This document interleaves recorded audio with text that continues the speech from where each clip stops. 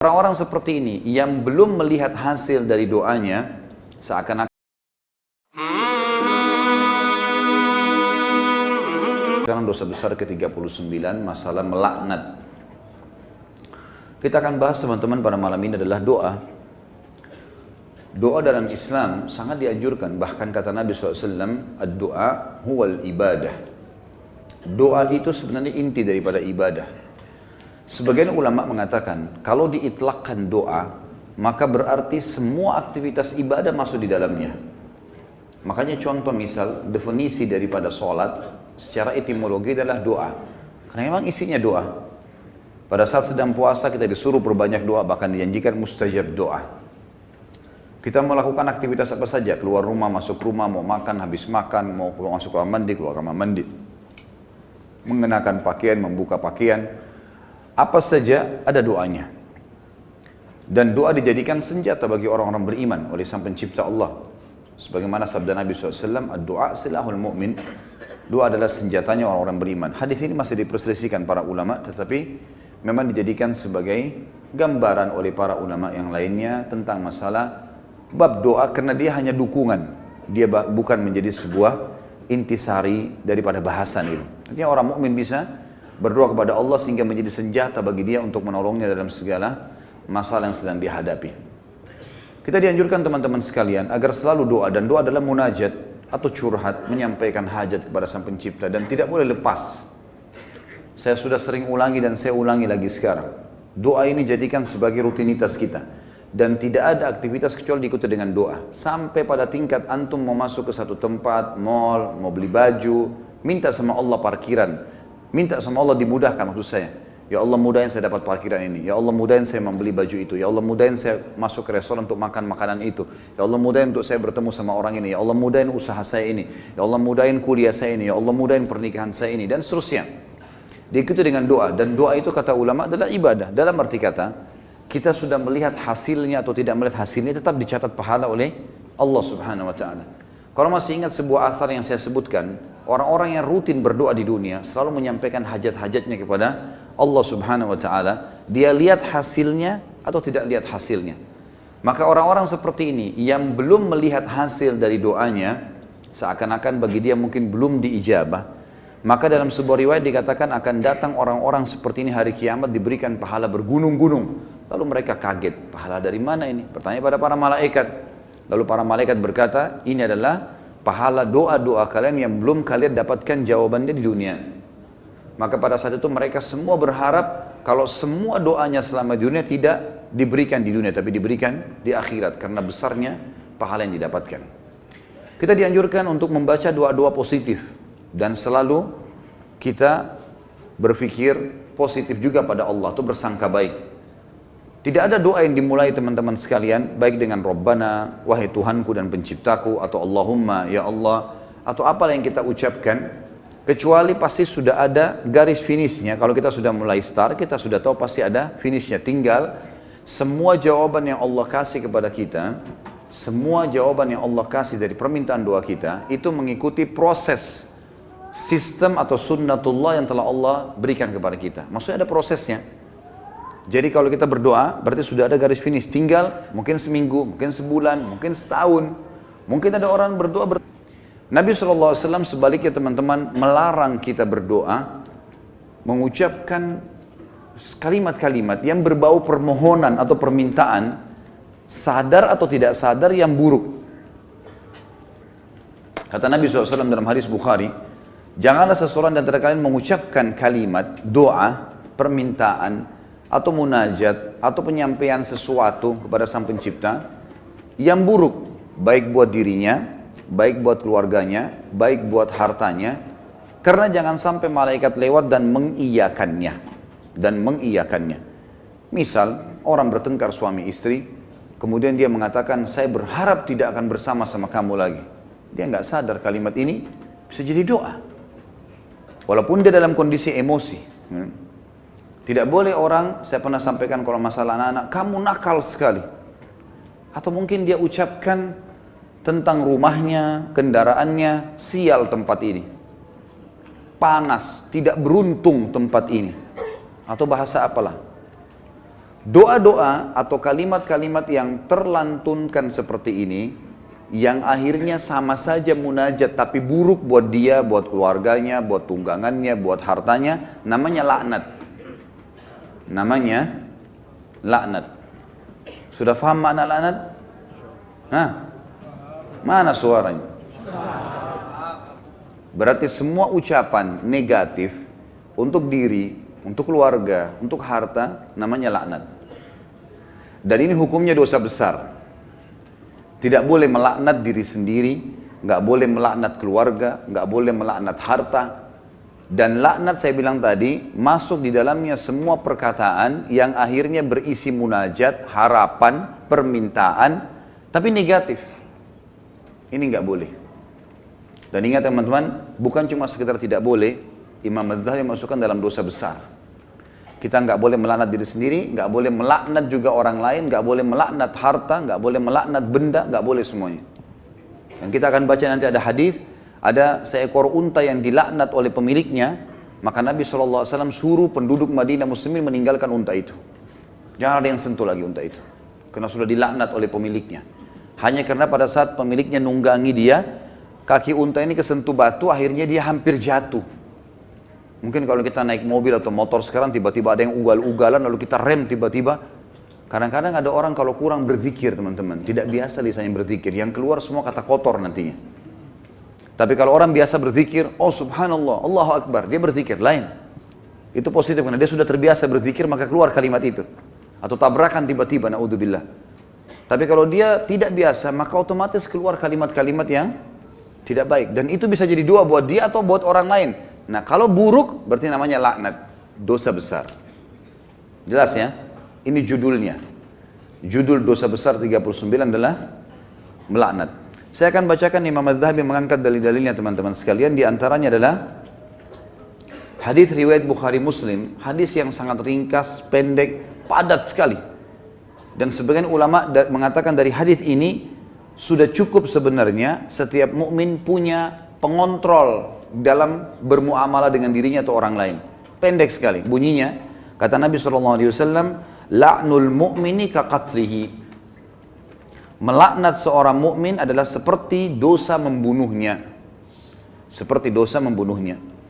Jadi kalau kita lagi jengkel sama seseorang, selama dia muslim, kalau kita ucapkan kalimat itu maka akan kena. Dalam sebuah hadis yang lain apa? Kalau seandainya ada orang melaknat orang lain, maka laknat itu akan naik ke langit. Kemudian tidak diterima di langit. Lalu Allah memerintahkan laknat itu, doa buruk tadi, kembali ke dunia. Kalau orang yang disebutkan padanya laknat berhak mendapatkannya, memang dia orang pelaku itu, maka akan kembali padanya. Tapi kalau tidak, maka akan kembali pada pengucapnya.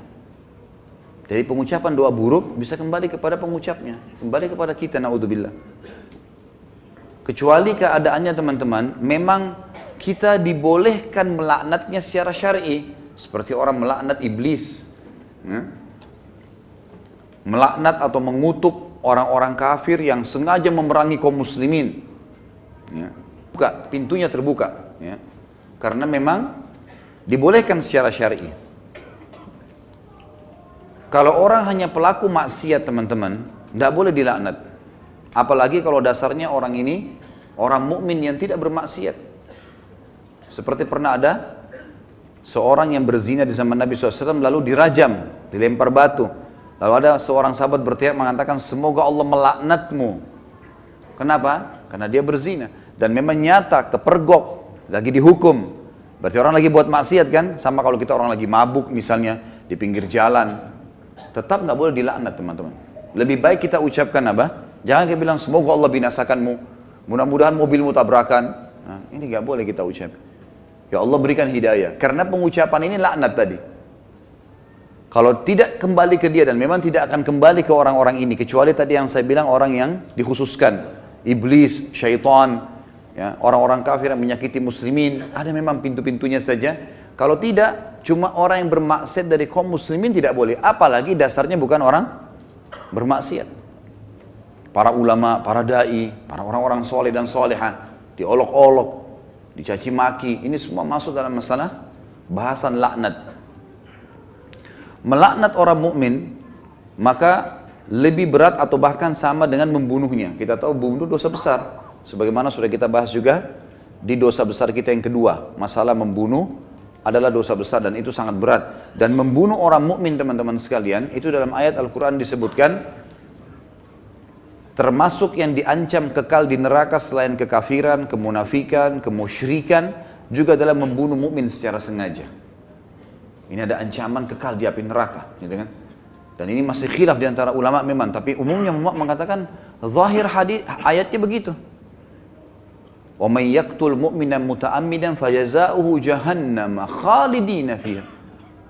Siapa yang bunuh orang mukmin, maka dia akan disiksa atau dikekalkan di dalam api neraka, ya. Itu ada di dosa besar nomor 2. Maka dia akan dimasukkan ke dalam api neraka dan dia akan kekal di dalamnya. Maaf, sebentar saya pastikan lagi.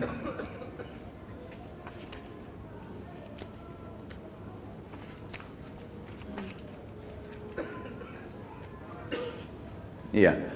Ayatnya dalam surah An-Nisa ayat 93, A'udzubillahi minasyaitonirrajim, wa may yaqtul mu'mina muta'ammidan fajazaohu jahannamu khalidan fiha wa ghadiballahu 'alaihi wa la'anahu wa 'adda lahu 'adzaban 'azima.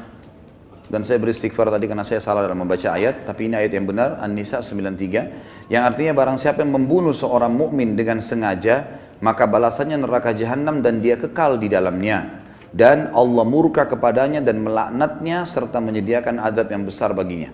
Ya. Sementara melaknat orang mukmin sama dengan membunuhnya. Hadis yang kedua, tadi hadis Bukhari Muslim, hadis yang kedua riwayat Imam Bukhari dan juga Imam Muslim menyebutkannya. Kata baginda Nabi SAW, sibabul muslimi fusuqun wa qitaluhu kufur. Mencaci maki seorang muslim adalah suatu kefasikan dan membunuhnya adalah suatu kekafiran. Di sini kalimat mencaci maki seorang muslim adalah sebuah kefasikan, maksudnya adalah caci maki masuk dalam laknat. Caci maki masuk dalam laknat. Misal seseorang punya pegawai, lalu dia mengatakan kamu bodoh. Kalimat bodoh ini, walaupun dia lagi salah, bukan itu sama doa buruk kan, laknat. Maka bisa kembali ke dia, bisa kembali ke dia, tapi pengucapnya walaupun orang itu layak mendapatkan kalimat bodoh, kembali ke dia kalimat itu, tapi laknat ini bisa kembali menjadi dosa besar bagi pengucapnya. Dan lebih baik jangan diucapkan. Lebih baik jangan diucapkan.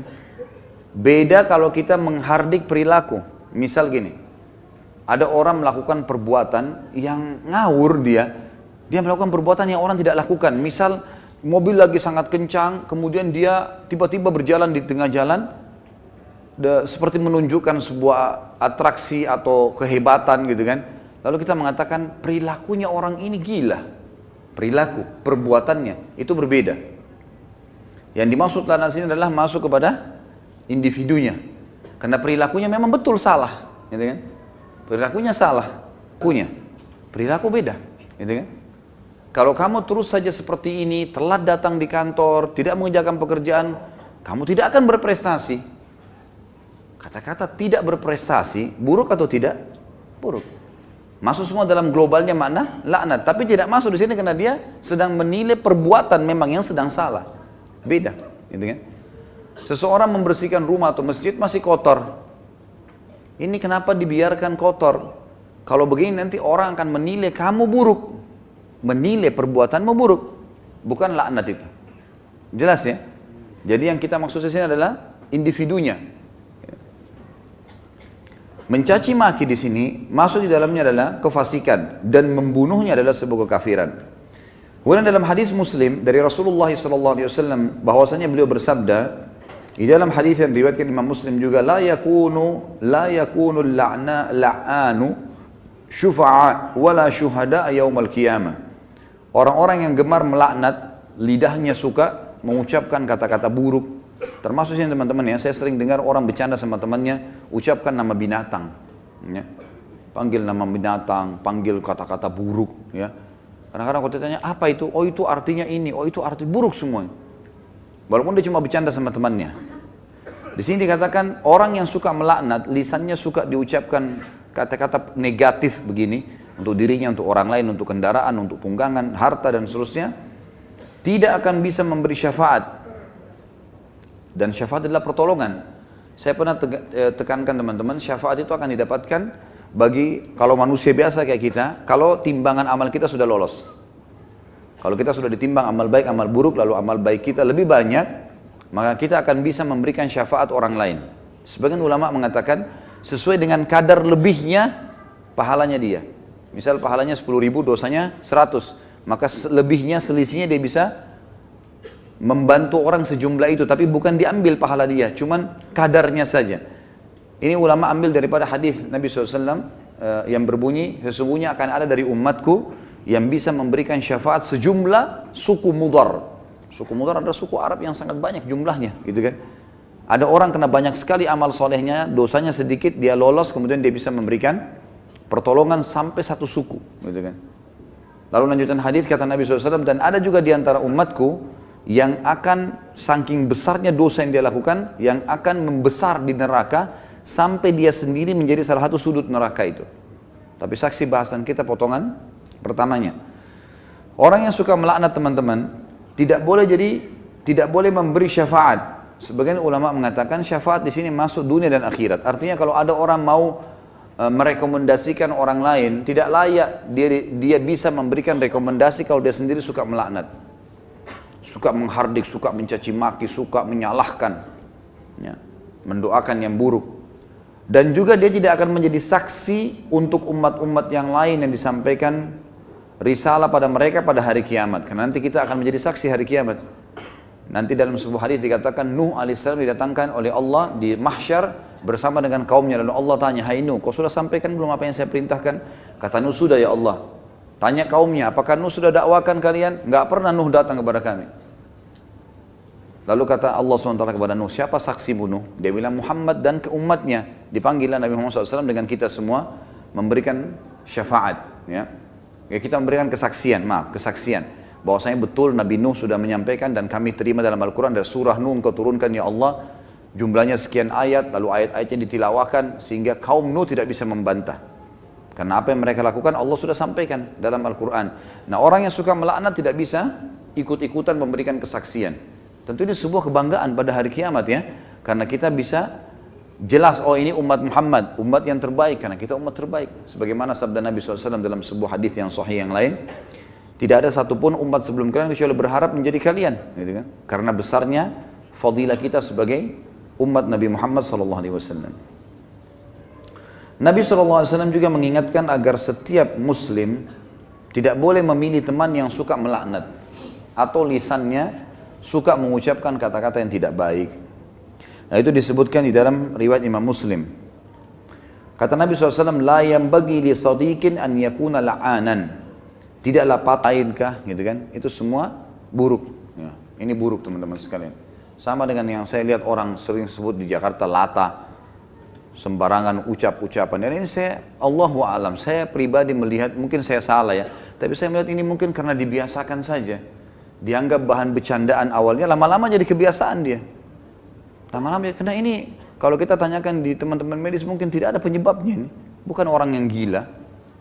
Jadi dia cuma karena menganggap lucu, dia anggap juga orang-orang anggap dia jadi lucu, jadi ngucapin kata-kata yang tidak baik. Ini juga masuk.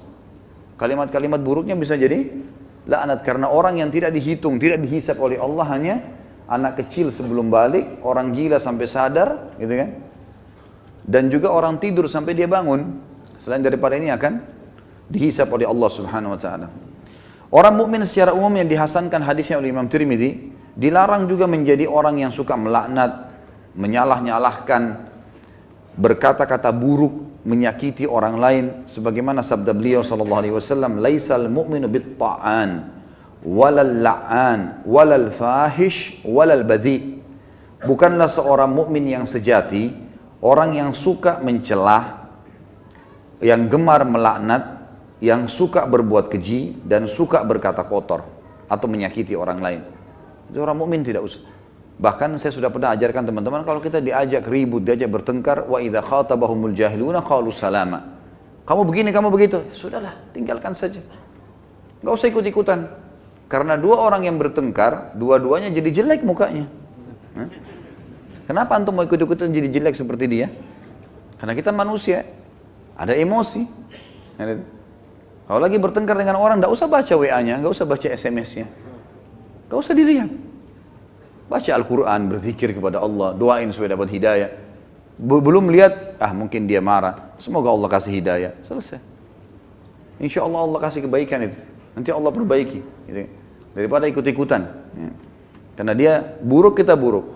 Dia melaknat, kita bisa melaknat. Dua-duanya hanya kena keburukan. Dan kata Nabi SAW, kalau dua orang sedang bertengkar, maka laknat Allah turun kepada yang memulainya. Siapa yang memulai pertengkaran, dia yang dilaknat sama Allah. Jadi kalau laknat dari Allah melalui malaikat adalah diangkat berkah hidupnya.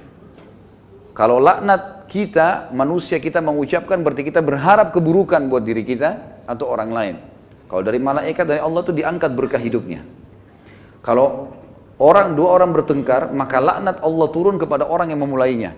Dan yang tidak membalasnya terus didoakan malaikat agar dapat rahmat dan pengampunan. Sampai dia membalasnya. Kalau dia sudah balas, dua-dua kena laknat. Jadi tinggalkan saja. Kamu begini, kamu begitu ya, ngomong aja, kita jalan saja. Dia yang ngomong. Tulis SMS sampai 1000, tidak usah baca. Tidak usah baca. Kita baca, wah dia begini, balas lagi, habis umur gitu. Untuk apa? Kita kalau balas SMS, balas WA begitu bertengkar itu sudah bisa satu surah Al-Quran dibaca. Satu huruf 10 pahala. Benar nggak? Amalin ya. Jangan cuma benar-benar tapi. Contoh realita lapangan, banyak orang begitu. Jadi jangan buang-buang waktu, nggak ada gunanya. Orang mukmin itu tidak suka mencela. Memang tidak gemar, dia tidak mau. Nggak usah ribut-ributan. Kita jelaskan pada saat perlu. Kalau ada pun orang teman-teman, ada dosa besar nanti yang kita bahas, masalah tidak boleh berdebat. Kalau hal-hal yang kita anggap perlu berdebat, menjelaskan argumentasi dan ada manfaat, sampaikan. Gak ada manfaat, gak usah. Kalau diajak dialog, kemudian kita nanti jelaskan juga sama saja, gak ada perubahan, dan kita tahu ini sebenarnya salah, untuk apa kita berdebat? Gak ada gunanya kan? Gak ada gunanya. Pernah salah satu ulama di Madinah didatangi oleh seorang syekh Syiah dari Iran di musim haji, waktu kami masih mahasiswa di sana. Diajak berdialog, kami mau berdialog. Syekhnya angkat Quran, kemudian dia bilang di depan mahasiswa, saya mau berdebat dengan anda, tapi percaya nggak dengan ini? Quran ini, diangkat Quran, percaya nggak? Quran ini Quran ahli sunnah, 30 juz, Qurannya mereka 49. Kata dia, tidak, saya tidak percaya. Kata Syekh, saya tidak mau berdebat. Silakan sampai capek. Malaikat juga catat kan?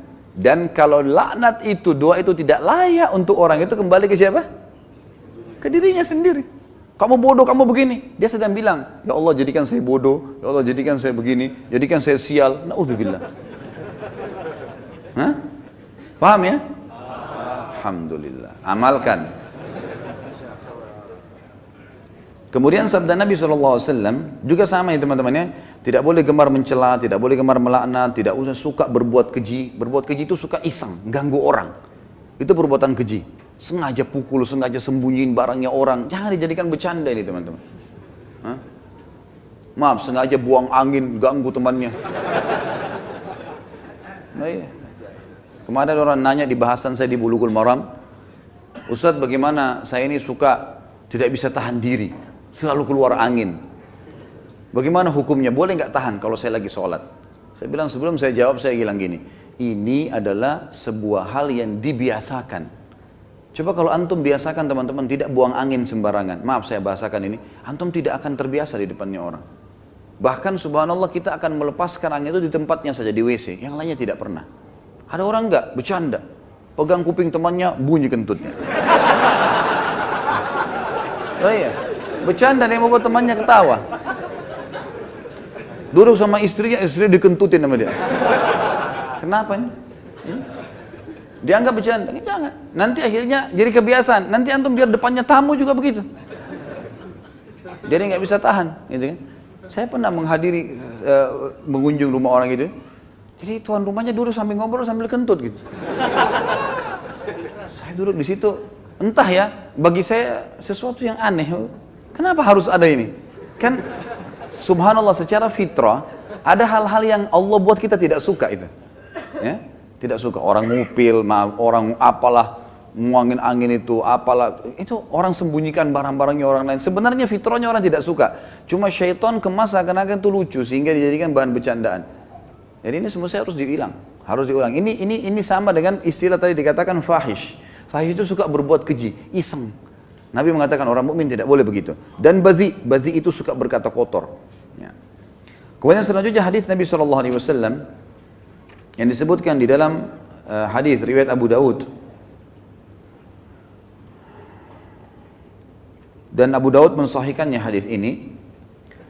Rasulullah SAW bersabda, Innal abda idha la'ana syai'an sa'idatil la'natu ila samai fatuglaku abwabus samai dunaha. Thumma tahibtu ilal ard fatughlaqu abwabuha dunaha thumma ta'khudhu yaminan wa shimalan fa idza lam tajid masagan raja'at ila alladhi lu'ina in kana ahlan lidzalik wa illa raja'at ila qailiha.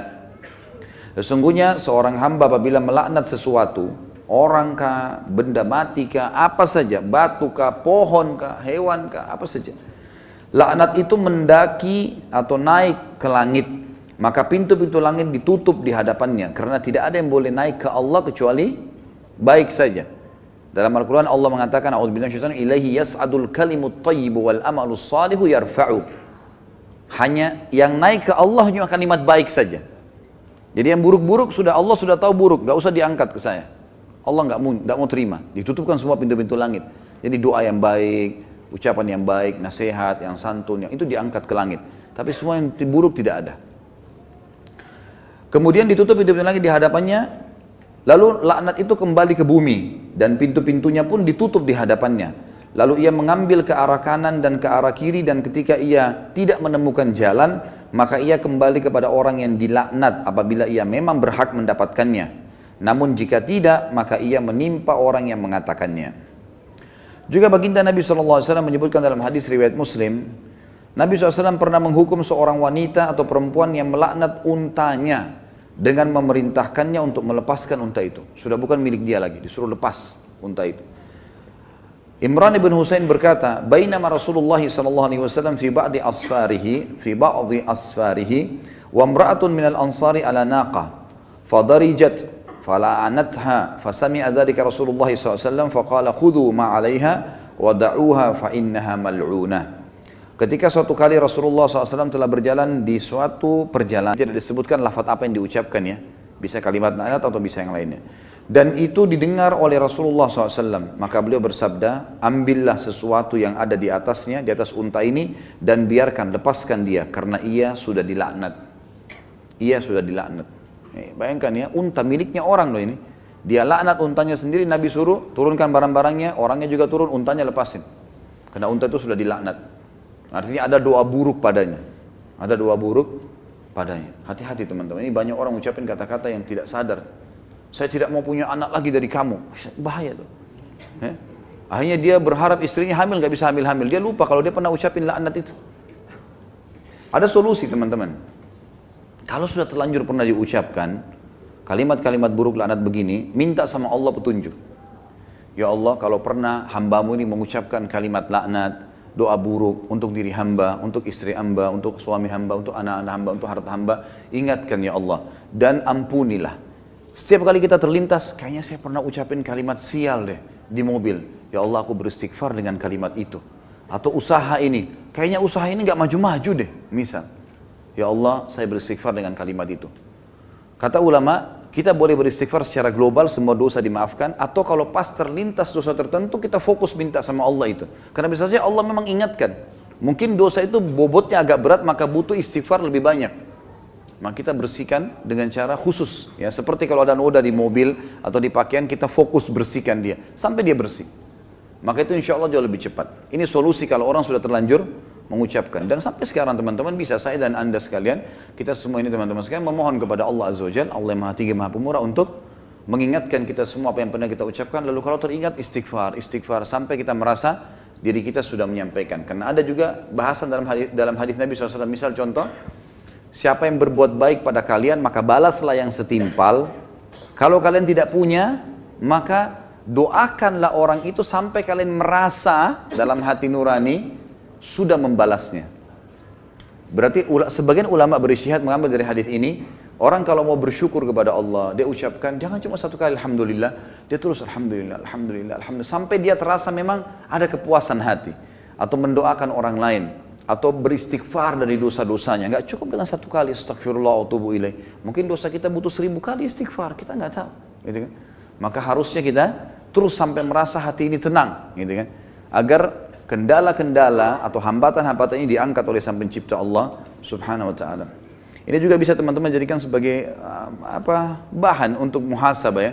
Kalau mobil sering rusak, rumah sering bermasalah, sering bocor, sering bertengkar suami istri, apalah masalah-masalah, coba ingat-ingat, mungkin ada kalimat-kalimat yang kita pernah salah ucapkan. Ya Allah, aku beristighfar di setiap kalimat yang aku pernah ucapkan yang berbau laknat. Semoga engkau ingatkan ya Allah, aku bertobat, pandulah aku agar bisa membersihkannya. Allah lebih tahu bagaimana nanti kita melakukan pembersihan itu. Kemudian hadis yang lain, masih lanjutan sebenarnya, hadis Imran bin Husain, hadis tadi ini, Imran bin Husain radhiyallahu anhu, qala Imran, faka'anni anzuru ilaiha al-ana tamshi fin nasi ma ya'ridu laha ahad. Imran bin Husain mengatakan, aku lalu melihat unta itu tadi yang Nabi SAW yang sudah dilaknat, Nabi suruh lepaskan saja, jalan di tengah-tengah orang dan tidak ada seorang pun yang memperdulikannya. Artinya karena orang sudah tahu Rasulullah suruh tinggalkan karena imannya orang pada itu sangat luar biasa, maka mereka pun akhirnya meninggalkan unta itu. Sampai seperti itu teman-teman sekalian. Ini banyak sekali orang ya, maaf saya sering dengar ya, saya pernah, orang kalau sedikit bocor ban mobilnya sial, selalu kalimat sial ini biasa sekali diucapkan, sial, sial. Ya, laknat itu loh, kalimat buruk gitu kan. Hanya betul-betul mobilnya jadi sial, ya, tidak beruntung lah, apalah kalimat-kalimat yang sudah saya berikan contoh-contoh tadi. Kemudian hadis terakhir dalam bab kita ini adalah hadis yang diriwayatkan Abu Daud dalam Kitabul Adab dan Imam Ahmad juga sebutkan dalam musnadnya. Sebenarnya hadis ini menjelaskan kepada kita bahwasanya riba itu dosa besar. Tapi riba yang paling berat, artinya makna hadis ini di atas dosa riba ada, yaitu sengaja mencampuri, maksudnya di sini mendoakan buruk, mempermalukan, menghina saudara muslim. Kata Nabi SAW dari Abu Hurairah bahwasanya Nabi SAW bersabda, inna arbar riba istitalatul mar'i fi irdi akhihi muslim. Sesungguhnya riba yang paling kejam adalah celaan seseorang terhadap kehormatan saudaranya yang muslim, terhadap saudaranya yang muslim. Baik teman-teman, mungkin ada di antara kita yang berkata, Ustaz dari tadi dalil ini berhubungan dengan masalah melaknat orang muslim. Apakah boleh kalau begitu seseorang muslim melaknat orang kafir? Ini butuh rincian. Kalau yang kita laknat perilaku kekufurannya, ya, Allah melaknat kekafiran misal, maka itu perilaku, tadi saya bilang tidak masuk dalam laknat. Tapi kalau individu butuh rincian. Kalau memang dia orang yang layak kena laknat, tadi saya bilang musuh di medan perang sengaja mengganggu muslimin, atau ada orang yang memang jahat mengatur strategi-strategi yang buruk bagi kaum muslimin, maka ini boleh dilaknat secara individu karena terbuka pintunya tadi. Tapi kalau orang non muslim tidak ada hubungannya, baik tetangga kita atau kerabat kita, dia cuma bekerja, teman kantor, hidup sesama kita di negara, nggak buat masalah apa-apa. Dia jalan dengan lakum dinukum waliyadin, dia jalan dengan prinsipnya sendiri, maka ini teman-teman sekalian tidak boleh dilaknat. Berlaku hukum tidak boleh dilaknat, sebagaimana tidak boleh dirampok, tidak boleh dizalimi, tidak boleh digibah, ya, tidak boleh dicaci maki, nggak bisa sama sekali. Ada sebuah hadis yang berbunyi, hadis riwayat Bukhari Muslim, pada hari kiamat nanti kata Allah Subhanahu wa taala, tidak layak penghuni surga masuk ke dalam surga sementara masih ada hak ahli neraka padanya. Ahli neraka berarti ada orang kafir di situ. Kalau misal seseorang sudah mau masuk surga, pahalanya 10.000.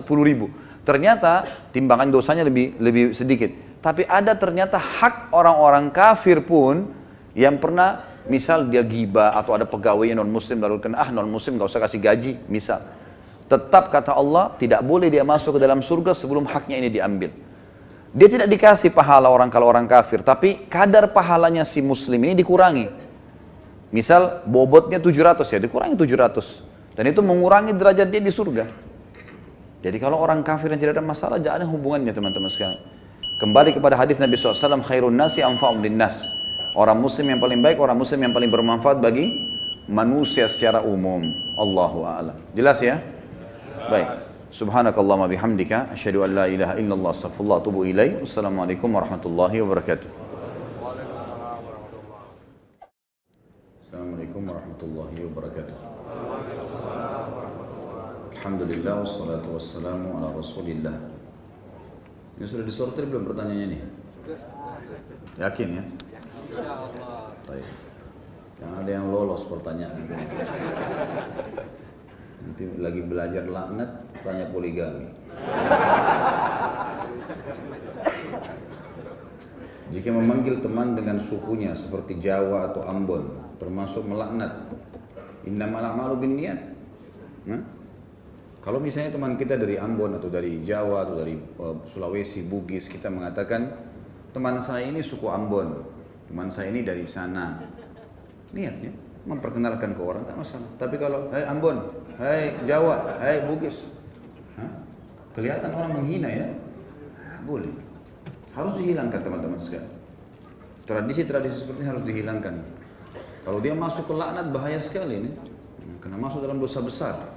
Harus tobat nasuha. Jadi sebaiknya dihindari. Dan ini kembali kepada niat seseorang. Saya mencintai Ustaz karena Allah Ta'ala. Ahabbakallah alladhi ahbabtani fi. Berkaitan dengan laknat, bagaimana kalau ada orang lain yang bicara kepada kita, dasar Wahabi, gimana sikap kita? Saya kan sudah bilang tadi.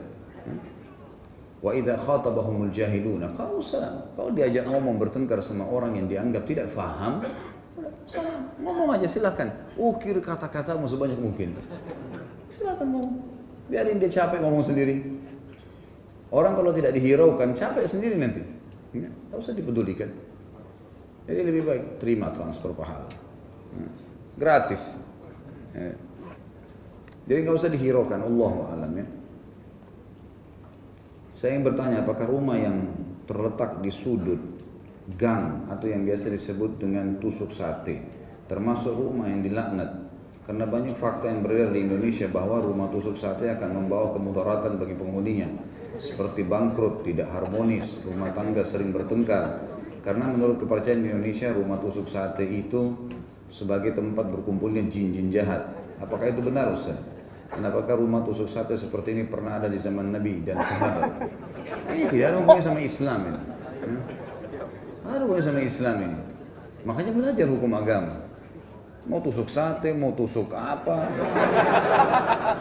Rumah dibangun dengan uang halal, mau di ujung gang, mau di samping, mau bentuknya kotak, nggak ada masalah dalam Islam. Sama sekali. Makanya feng shui ini buang di lautan ini. Enggak. Kalau masuk ke pintu harus kayunya, nggak boleh ada pintu, nanti ini akan celaka atau segala macam. Itu semua khurafat, nggak ada. Ada beberapa hal yang diingatkan dalam Islam seperti tidak boleh menghadap ke kiblat kalau lagi di kamar kecil, WC. Ada hadis Nabi SAW. Oke, itulah. Tapi kalau rumahnya nggak ada hubungannya sama sekali. Apalagi dianggap rumah itu kalau rezekinya halal, dibawa uang, pakai uang halal. Mungkin memang bentuknya ngantong tanahnya itu, gitu kan. Kemudian dikatakan tempat jin berkumpul. Nah, walaupun dia di jalan raya, rumahnya besar, mewah harganya, tapi tidak pernah dibaca Quran atau mabuk-mabukan, ya tempat jin jahat berkumpul. Dalam gang orang baca surah Al-Baqarah, zikir, ibadah kepada Allah, tempatnya malaikat. Kan gitu. Ya, ini tidak benar semuanya. Tidak benar. Ini adalah tatayyur dalam Islam. Menggantungkan sesuatu pada benda-benda yang tidak ada hubungannya sama sekali dalam panduan syariat. Jadi ini tidak benar. Sama sekali tidak benar. Apalagi kalau mau ditanya apakah ini ada di zaman Nabi sama sahabat, mustahil.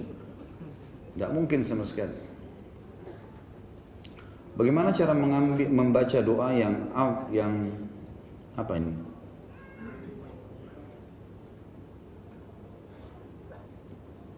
Apa ini?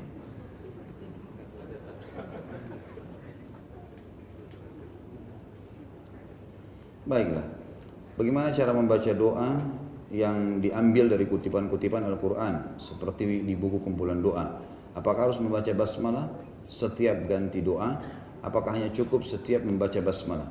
Kalau kita membaca doa yang kutipannya dari Al-Quran, biasanya kan dia di awal atau pertengahan ayat atau di awal ayat gitu ya. Maka itu kalau kita niatnya baca doa, bukan baca Al-Quran, tidak butuh basmalah. Dia sudah bagian dari doa. Tapi kalau kita niatnya membaca dia adalah bagian dari Al-Quran, baca basmalah, nggak ada masalah. Walaupun sebenarnya teman-teman sekalian, secara global, setiap kegiatan kita, mau berdoa, mau berzikir, mau aktivitas apa saja, mengucapkan nama Allah itu mulia ya. Mulai dengan bismillah. Karena memang kata Nabi SAW, kullu amrin la yubda' fi bismillah fahuwa aqta'. Semua perkara yang tidak dimulai dengan menyebut nama Allah maka terputus dari rahmat. Maka jelas sekali di sini teman-teman sekalian boleh kita mulai dengan basmalah. Tapi kalau secara khusus kita bahas pertanyaan ini, kalau dia anggap itu adalah bagian dari Al-Quran, dia sebaiknya membaca basmalah. Kalau tidak, globalnya doa, maka di awal doa dia mulai dengan tahmid atau basmalah dengan salawat para Nabi SAW. Kemudian dia mulailah baca. Apakah doa itu tadi kutipan Al-Quran di pertengahan ataupun di awal, sama saja. Tapi basmalahnya karena dia membuka doanya. Kalau dia niat Quran, dia baca karena Al-Qurannya. Apakah melaknat seperti Israel yang memerangi warga Palestina, kasus orang yang menghina Al-Quran, seperti kasus Al-Ma'idah 51, adalah ini termasuk melaknat secara syar'i? Iya, jelas. Ini sudah kita rincikan tadi kan? Apa mau tunggu saya bilang yang membaca, yang mengatakan Al-Ma'idah 51 berarti dilaknat? Tidak usah ditunggu itu. Dan tidak butuh penjelasan itu. Karena kan tadi saya bilang ya, kalau orang kafir jelas memerangi muslimin, layak dapat kalimat itu. Layak, perilakunya dan orangnya. Yahudi menjajah, tak usah ditanya masalah itu. Semoga Allah turunkan kekalahan buat mereka, semoga Allah hukum. Semua itu kalimat-kalimat kan doanya kan untuk menghancurkan dunia itu kan terbuka di situ karena memang ada pintu. Sama dengan orang melaknat iblis, ya. Karena Allah melaknatnya memang. Wa inna 'alaika la'nati ila yaumiddin, kata Allah kepada iblis, dan kau akan dapat laknatku sampai hari kiamat. Kata ulama tafsir, setiap saat orang mukmin bisa mengatakan terlaknat, ya, setan-setan dan iblis itu. Jadi itu insya Allah masuk di dalamnya syar'i. Bagaimana jika melaknat tidak disebutkan tapi di dalam hati saja? Allahu a'lam. Maksudnya apakah itu laknatnya sah atau tidak? Tetap innamal a'malu binniyat ya. Innamal a'malu binniyat. Jadi Allah lebih tahu niatnya. Apakah kita boleh melaknat seorang yang murtad? Bagaimana sikap kita seharusnya? Apakah boleh mendoakan agar mendapatkan hidayah kembali? Kalau melaknat orang yang melakukan pemurtadan terhadap agama ini sama pencorengan agama sebenarnya, jadi nggak ada masalah. Ya, perilakunya misalnya, individunya pun sebagian ulama mengatakan karena orang yang murtad itu memang dalam agama Islam, sebagaimana sabda Nabi SAW, "Man baddala dinahu faqtuluh." Siapa yang sengaja meninggalkan agamanya, maka hukumnya dibunuh. Dan di sini pemerintah tentunya, bukan individu yang melakukannya. Di sini kalimat boleh dibunuh, berarti memang dia sudah keluar kufur. Dan kufur tadi saya bilang, kalau dia sudah sampai pada pencorengan agama, apalagi kalau ada orang murtad mungkin karena ekonomi, maka itu perilakunya saja yang dilaknat gitu kan. Perilaku murtad ini haram loh dalam agama, ini nggak boleh, nanti kamu masuk neraka, nanti kamu begini, kamu diingatkan, dihardik. Tapi kalau dia murtad kemudian dia memerangi Islam, seperti sekarang lagi ada banyak cuplikan di WhatsApp itu. Orang-orang murtad kemudian mau mengorek-orek ayat Al-Quran, mencari-cari kesalahannya Al-Quran. Padahal sama sekali tidak punya ilmu pengetahuan, gitu kan. Dengan mengatakan Nabi Muhammad SAW itu menikahi mantan anak mantunya. Dari mana ini? Dari mana ini? Tidak ngerti agama. Dia bilang saya dulu orang fanatik Islam sampai 3 anak saya semuanya saya namakan nama-nama Islam. Buktinya Nabi Muhammad itu menikahi anak mantunya, mantan anak mantunya. Dari mana mantan anak mantu? Zaid bin Harithah itu bukan anak Nabi. Seorang hamba sahaya yang Nabi SAW bebaskan. Tapi karena Nabi SAW sayang sama dia, dianggap seperti anak angkat. Bukan anaknya. Jadi istrinya pun bukan mahram bagi Nabi SAW, Zainab binti Jahash. Waktu cerai dengan Zaid, karena bukan anak, adalah hubungan darah daging, seorang pegawai, seorang hamba sahaya tadinya, kemudian dibebaskan Nabi SAW, maka anaknya, mantan istrinya jadi bukan mahram memang. Sama dengan pasangan paman kita, ya? Istri paman, itu bukan mahram loh. Karena kalau cerai sama paman kita, boleh menikah sama ponakannya ini. Kecuali kalau mantan pasangan ayah kita, ibu kita, itu nggak boleh sama sekali. Dilarang dalam hadis Nabi SAW, dilarang dan diharamkan menikah dengan pasangan orang tua. Dan ada kalau salah di bahasan dosa-dosa besar yang terakhir itu, bahasan tentang masalah itu nantinya. Bagaimana sikap kita jika melihat atau mendengar teman keluarga kita melaknat kendaraannya? Bagaimana menasihatinya? Ingatkan kalau itu tidak boleh. Dan maaf, tadi ada juga pertanyaannya, apakah boleh kita meminta hidayah kembali untuknya? Tentu saja. Jauh lebih baik. Tetap teman-teman, bahasan saya yang dulu pernah saya jelaskan, kalau kita terzalimi atau terbuka peluang kita untuk mendoakan seseorang tadi, akan ada dua opsi. Kita bisa mendoakan kebaikan buat dia supaya dapat hidayah, orang tidak bayar utang, dia membuat zalim, semoga Allah menyadarkan dia, maka itu boleh, itu positif. Ya. Kalau dia tidak,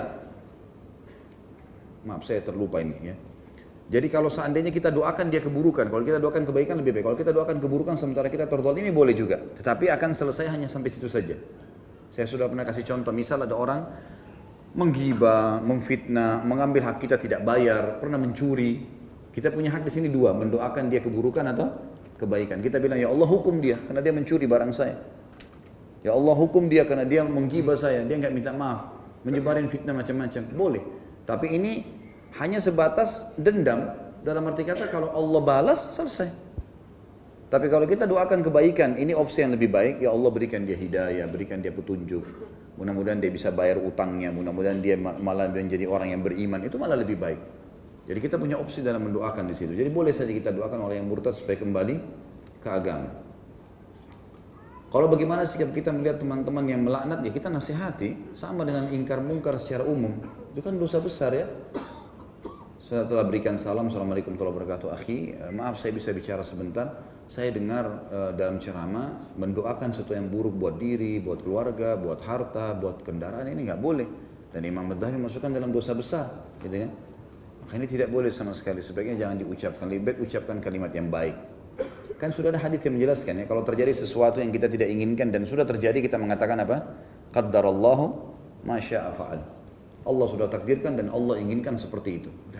Atau kita ucapkan kalimat istirja, inna lillahi wa inna ilaihi raji'un.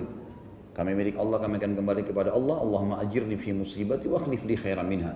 Ya Allah, tolong saya dalam musibah ini dan gantikan saya yang lebih baik darinya.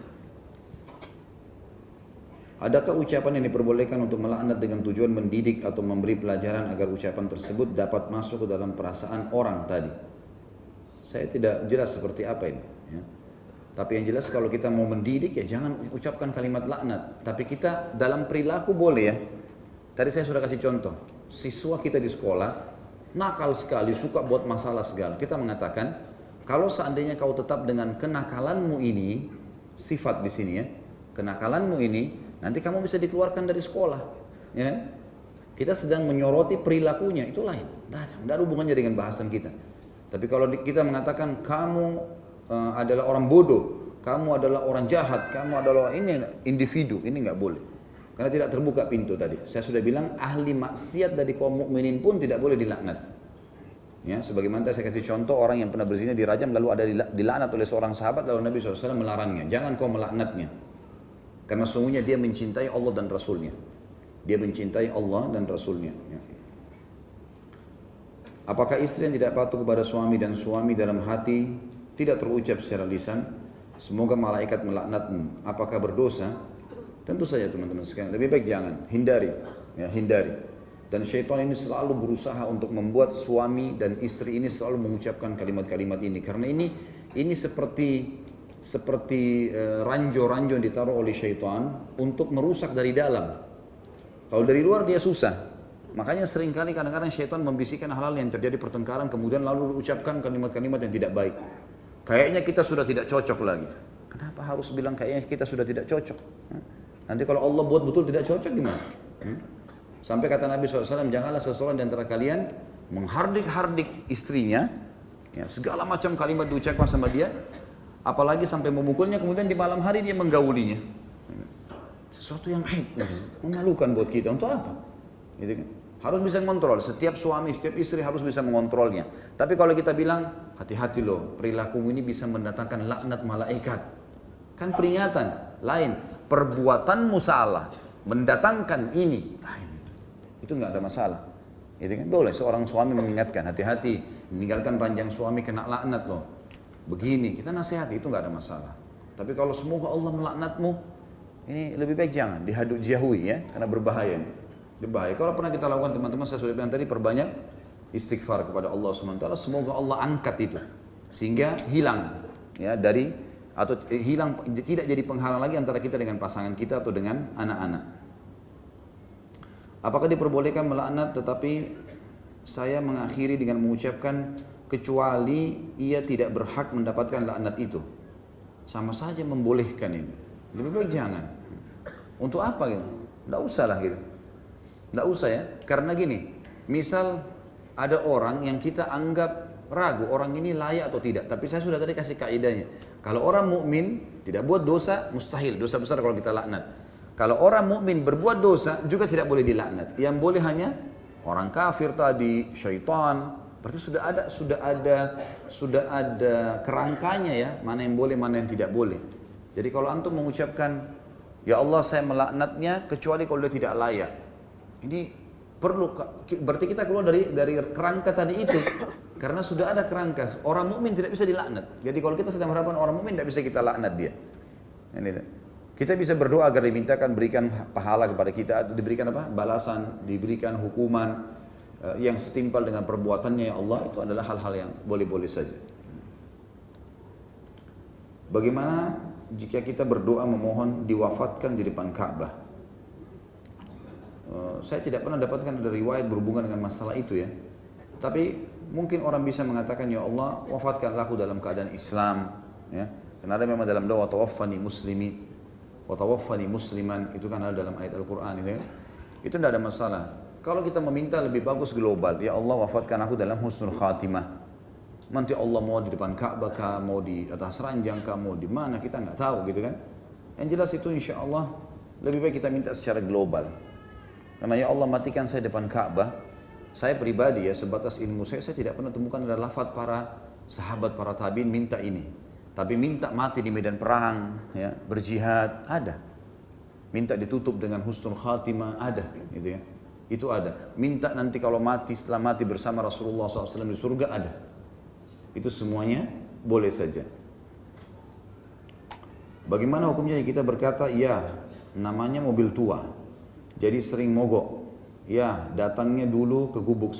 Datang aja ke rumah saya ya, udah selesai. Untuk apa datang ke gubuk saya ya? Baru mau dianggap itu merendah. Kira-kira niatnya merendah atau enggak tuh? Kalau saya lihat bukan merendah. Karena dia mau buat nanti temannya pada saat datang kaget, kamu bilang gubuk ternyata. Benar nggak? Nah, iya. Nggak usah. Silakan datang ke rumah. Yang gini loh, yang terang-terang saja, yang pasti-pasti aja. Main ke rumah ya. Sunnah Rasulullah ziarah ke rumah saudara Muslim. Selesai. Nggak usah bilang gubuk saya. Atau ada juga orang gubuk datang ke rumah mewah saya dibalik. Untuk apa dia rekayasa kata-kata begini? Orang mukmin itu jelas teman-teman. Apa yang dilihat itulah dia. Perkataan yang diucapkan ya itulah. Sudah selesai, itu begitu. Orang mukmin tidak ada yang tersembunyi. Semuanya jelas bagi dia. Halal halal, halal haram haram. Jujur ya kan? Tidak ada kata-kata buruk buat dia. Tidak ada kedustaan, tidak ada ini semuanya. Orang mukmin begitu, transparan semua jelas. Kapan kita menggunakan kata laknatullah? Tadi kita sudah jelaskan ini. Mana ustaz-ustaz ini? Kapan kita ucapkan kalimat laknat? Sama siapa bolehnya? Orang kafir yang menyakiti muslimin, jangan salah. Bukan semua orang kafir. Atau orang yang dasarnya murtad tadi, kemudian memang memerangi kaum muslimin, syaitan dan kelompoknya iblis, itu berarti bisa kita ucapkan kan? Laknat Allah kepada iblis, laknat Allah kepada syaitan. Dan apakah kata-kata laknat itu bisa menyebabkan penyakit seperti penyakit ain? Bisa segala macam datang dengan kalimat laknat. Karena laknat tadi judul global dari semua perkataan buruk atau permintaan buruk. Bisa mendatangkan apa saja. Kan gitu. Semoga Allah hancurkan. Kalau tidak layak, kembali ke pengucapnya kan. Semoga Allah membinasakan. Semoga Allah begini kan. Kembali ke dia semua. Kalau orang itu tidak layak. Kalaupun layak, Misalnya kalau dia layak, misalnya memang dia dasar berbuat satu perbuatan dan memang Allah memang menghukumnya dengan itu, tapi ini adalah orang mukmin karena perbuatan dosanya tadi Allah memang dasarnya hukum dengan perilaku itu perbuatannya dia, tetap yang mengucapkan dapat laknat, dosa laknat, dosa besar karena dia melaknat. Nah saya sudah bilang tadi, celahnya untuk orang beriman tidak ada. Termasuk usatul mukminin, orang mukmin yang berdosa tidak boleh dilaknat. Bagaimana jika orang yang berkata buruk kepada anaknya sendiri dan terlalu sering karena anak bandel atau bodoh dalam pelajaran, apakah anak itu termasuk kena laknat? Bagaimana solusinya agar ibu saya tidak melakukan itu? Tentu saja, ini yang kita bilang ya, kata-kata orang tua kepada anaknya, pasangan hidup kepada pasangannya, atau anak kepada orang tuanya malah, gitu kan? Kamu ini sudah tua sekali, ibu ini cuma mengganggu saya. Semua itu kata-kata yang tidak boleh semuanya. Ingatkan ibunya supaya jangan mengucapkan itu. Ibu daripada doain ini lebih baik doain yang baik, gitu kan? Lebih baik doain yang baik. Kita ucapkan itu lebih baik. Allahu a'lam. Tentu ini harus diingatkan dan berdoa kepada Allah Subhanahu wa taala agar setelah menasihatin ibu agar ibunya dapat hidayah dan juga supaya apapun yang diucapkan ibunya terbatalkan.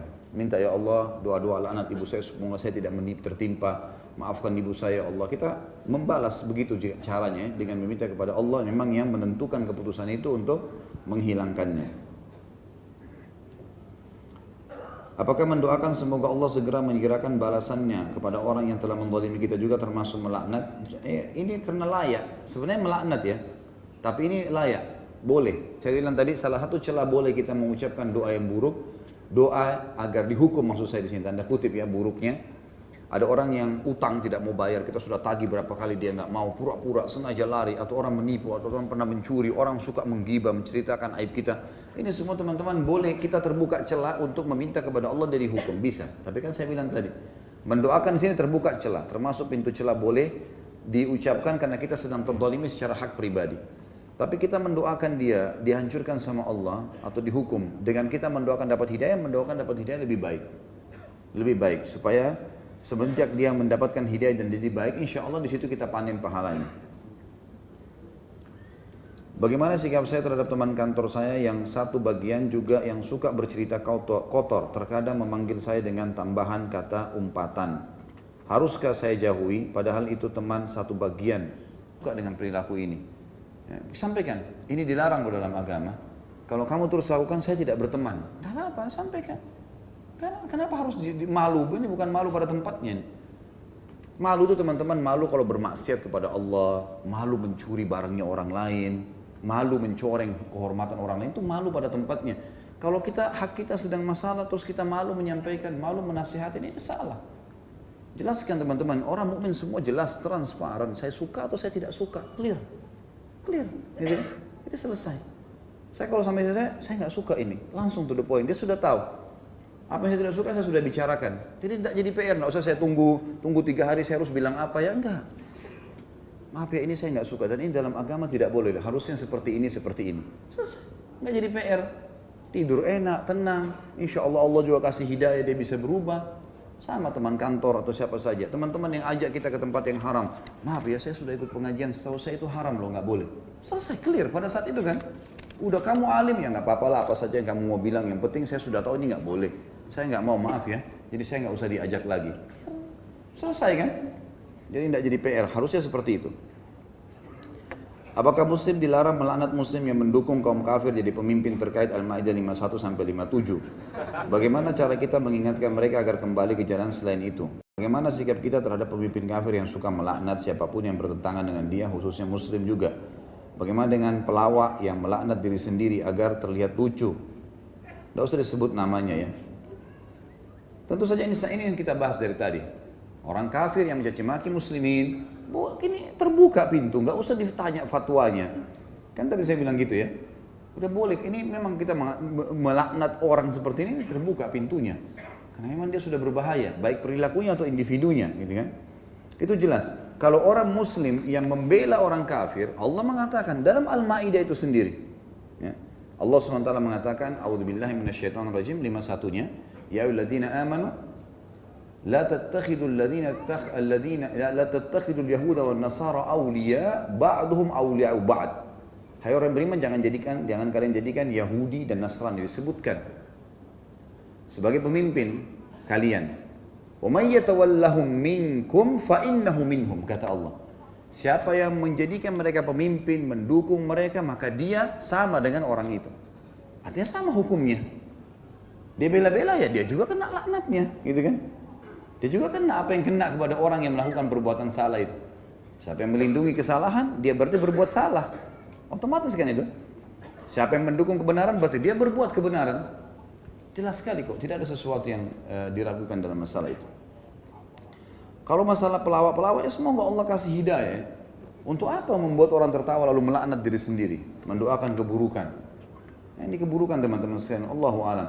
Jadi dalam Islam, saya bahasakan ini dan ini disebutkan dalam banyak riwayat, kalau Nabi SAW pernah tertawa, sahabat pernah tertawa, tapi tertawa pada sesuatu yang bukan direkayasa. Emang ketawa sesuatu emang harus hanya lucu, orang ketawa. Tidak ada rekayasa di situ. Tapi kalau rekayasa cerita, ini kena banyak sekali ya larangan-larangan. Seperti kata Nabi SAW, saya pemimpin di tingkat terendah surga bagi orang-orang yang meninggalkan dusta walaupun bercanda, gitu kan? Itu jelas sekali sabda Nabi SAW. Dan saya pemimpin di teratas surga bagi orang yang berakhlak yang mulia. Tapi intinya salah satunya adalah tadi orang yang meninggalkan dusta walaupun bercanda.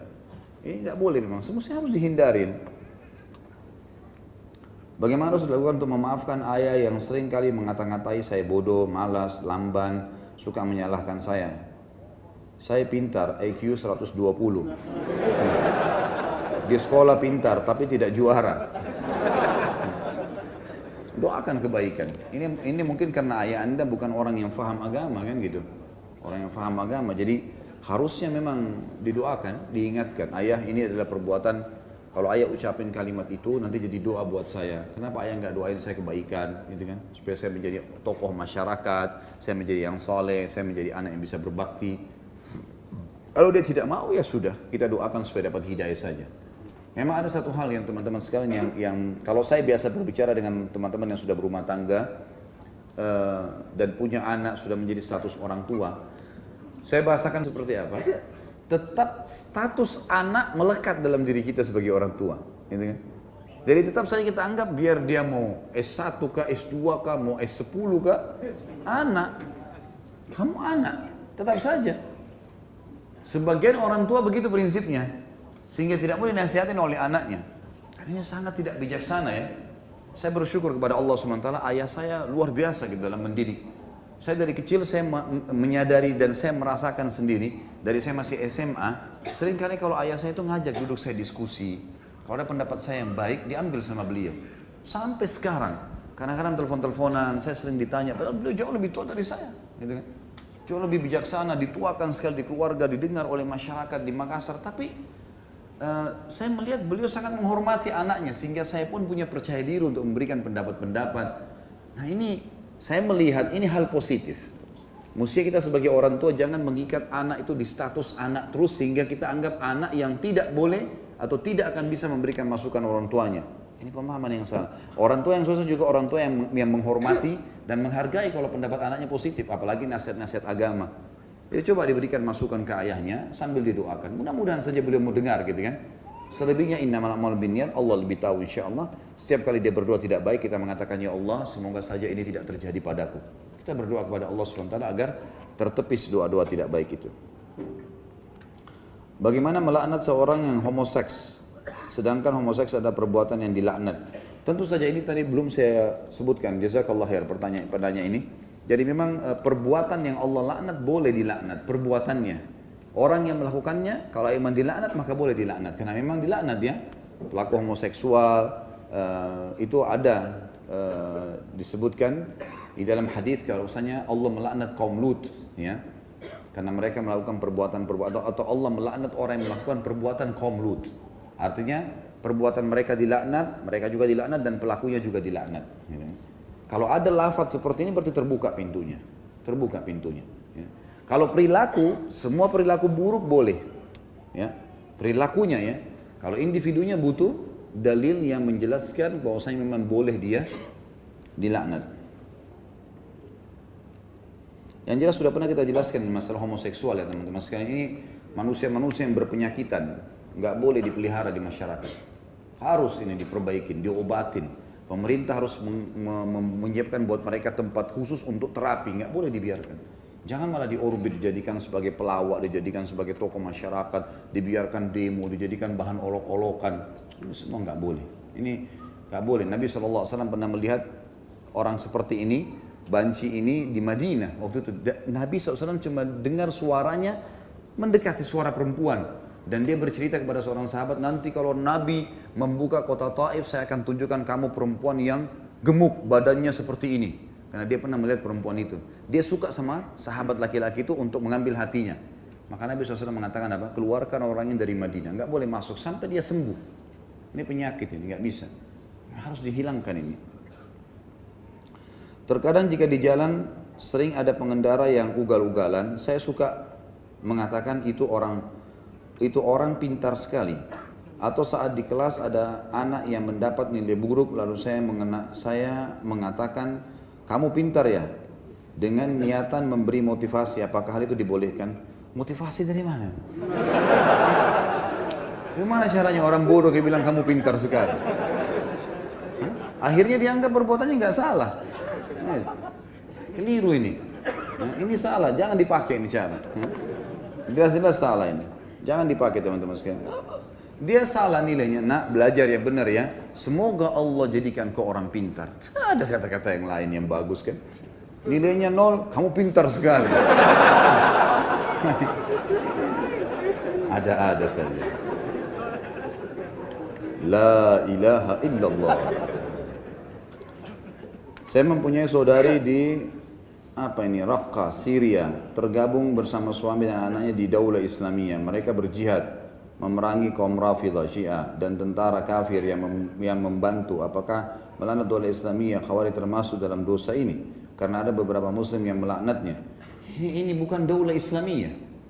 Dari mana? Ini mereka yang menamakan dirinya Daulah Islamiyah ini. Dari mana teman-teman Daulah Islamiyah ini? Antum baca kembali, baca riwayatnya siapa itu Abu Bakar pimpinannya itu.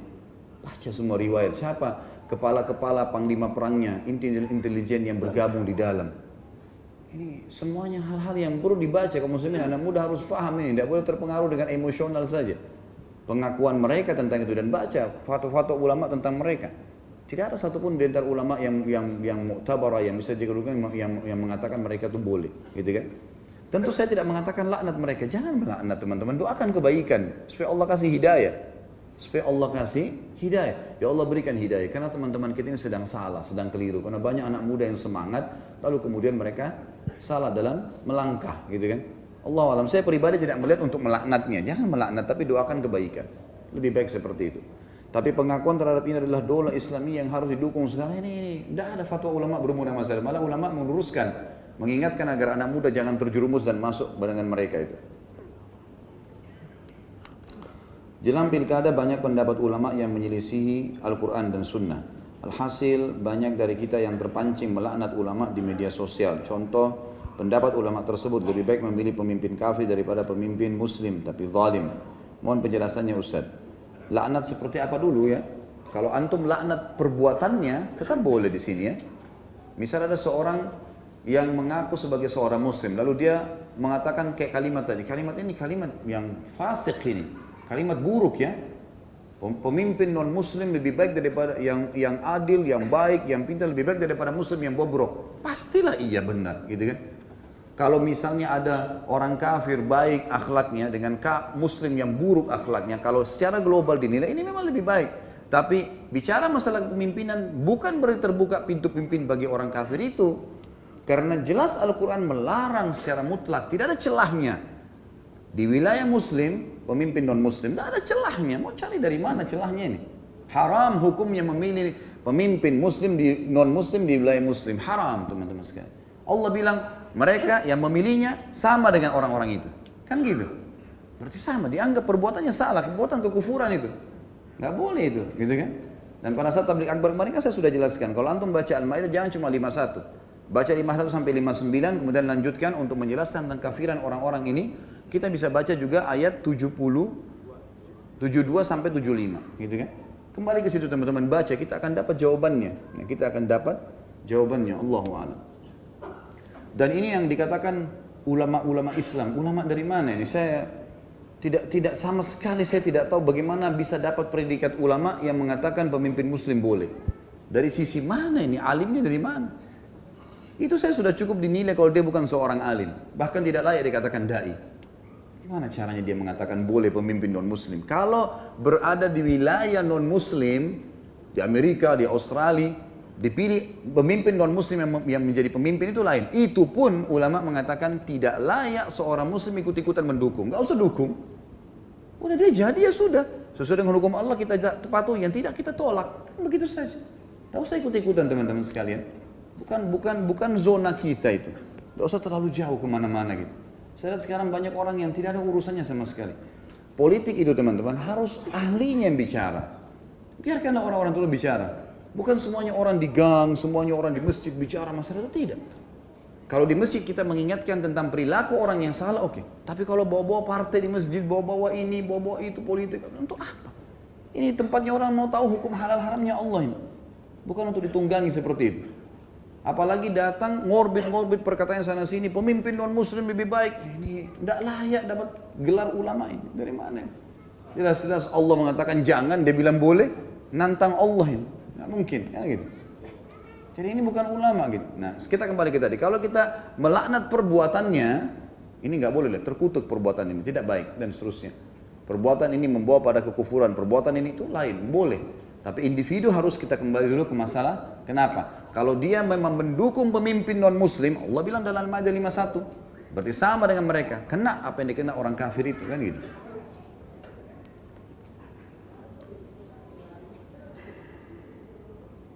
Ini apa? Tidak sesuai dengan tema ini. Kenapa dikasih ke sini? Ceritakan sedikit. Ustaz ceritakan sedikit dong tentang perjalanannya kemarin ke 3 masjid besar. Bagaimana kesan-kesannya? Banyak kesannya. Uang yang dikeluarkan sedekah, bertemu dengan saudara-saudara muslim. Itu aja antum jabarin sudah 24 jam kita bisa ngomong masalah ini. Ke Madinah juga sama, ke Aqsa lagi lebih luar biasa. Ya, lihat-lihat wajahnya Yahudi, nah ini ahli neraka. Saya di Masjid Aqsa isi pengajian subuh, jemaah saya kumpulin semua, isi kultum sampai ceramah sampai isyuruk gitu kan. Lalu saya bilang, Bapak Ibu sekalian, kita sekarang berada di wilayah konfliknya muslimin dengan orang kafir. Ini namanya dikenal dengan negeri jihad. Kita sedang masuk ke dalamnya nih, berarti kita kena hukum ribat. Tahu ribat ya? Ribat itu mengikat diri di perbatasan antara muslim sama kafir. Itu kata Nabi SAW dalam hadis riwayat Imam Muslim, ribatu yawman fi sabilillah khairu minad dunya wa ma fiha. Ribat itu mengikat diri satu hari saja di perbatasan atau di wilayah yang sedang konflik muslim sama kafir, itu satu hari lebih baik daripada dunia dan seluruh isinya. Pahalanya besar. Lalu saya bilang sama jemaah saya, selain kita niat datangi Masjid Aqsa, niatkan ribat sekalian. Karena orang Palestina semua itu lagi ribat. Setiap saat mereka bisa diserang oleh penjajah, kan gitu. Kan itu sebuah fadilah bisa kita dapatkan. Dan itu pengalaman yang luar biasa. Alhamdulillah saya berangkat beberapa kali itu, saya temukan tidak ada jemaah yang pulang mengatakan, oh Ustaz, agak enak misalnya. Oh luar biasa Ustaz, kapan berangkat lagi ya? Insya Allah saya akan programkan. Ada yang mau buka travel, ada yang mau ini. Banyak, pengalaman luar biasa. Susah kita gambarkan ya. Bertemu dengan saudara-saudara muslim Palestina, ada yang ceritakan pengalamannya. Imamnya Masya Allah datang temuin kita. Sampai saya rekam sendiri, saya minta imamnya, salah satu imamnya Syekh Yusuf, saya ngomong sama beliau. Syekh tolong motivasi teman-teman di Indonesia. Nanti insya Allah saya akan kasih teman-teman tim di-upload di YouTube. Mungkin sekitar Kultum, di depan Masjid Qubatus Sakhra, saya habis sholat subuh sama beliau, lalu saya bilang, Syekh coba bicara, saya terjemahkan. Motivasi mereka, mulai bermotivasi, datanglah ke sini, tidak ada masalah, di sini tidak ada apa-apa, silahkan datang, pahala besar. Ini adalah masjid bukan orang Arab punya, tapi orang muslimin, dan dia nasihatin banyak hal. Alhamdulillah pengalaman, susah untuk digambarkan teman-teman sekalian. Makanya jawaban sederhananya berangkat saja, gitu kan? Insya Allah akan dapat pengalaman yang banyak. Allahu a'lam. Semoga apa yang kita bahas malam ini bermanfaat buat kita semua. Dan juga semoga semua dosa yang pernah kita lakukan diganti dengan kemahamurahnya sampai kita menjadi pahala. Dan semoga semua amal yang pernah kita kerjakan diterima olehnya, baik yang sudah kita kerjakan ataupun yang belum kita kerjakan di masa depan nanti. Dan semoga semua kalimat laknat, doa-doa yang tidak baik yang pernah kita ucapkan, Allah Subhanahu wa taala mengangkatnya malam ini, terutama yang hadir dalam majlis kita ini, semuanya diangkat oleh Allah Subhanahu wa taala dan akhirnya tidak menjadi penghalang dalam semua kebaikan yang akan kita dapatkan. Dan semoga Allah mendengarkan doa ini. Dan kita mendoakan saudara kita di Palestina, di Syria, di Yaman, di Irak, di Myanmar, di Ahsa, dimanapun mereka berada sedang bertindak, semoga Allah ikhlaskan niat mereka, terima para syuhada mereka, muliakan Islam di tangan mereka dan tangan kita semua, dan semoga Allah partisipasikan kita bersama mereka di pahala baik dengan doa dan hatta juga dengan jiwa kita. Dan semoga Allah mengaruniakan kota Jakarta dan juga seluruh Indonesia pemimpin yang saleh, yang mukmin, yang memang mewarisi tradisi dan kebiasaan Abu Bakar, Umar, Uthman, Ali radhiyallahu anhum ajma'in, menerapkan Islam. Semoga Indonesia menjadi contoh bagi negara-negara Islam yang lain. Dan semoga ini adalah awal kebangkitan kaum muslimin dan penyatuan mereka dalam satu saf sehingga agama Allah termenangkan. Dan ya Allah, gabungkanlah kami semua di surga firdausmu tanpa hisab, sebagaimana Engkau satukan kami di majlis ilmu yang mulia ini. Kalau benar dari Allah, kalau salah dari saya mohon dimaafkan. Subhanakallahumma wa bihamdika asyhadu an la ilaha illallah astaghfirullah wa atubu ilaik. Wassalamualaikum warahmatullahi wabarakatuh.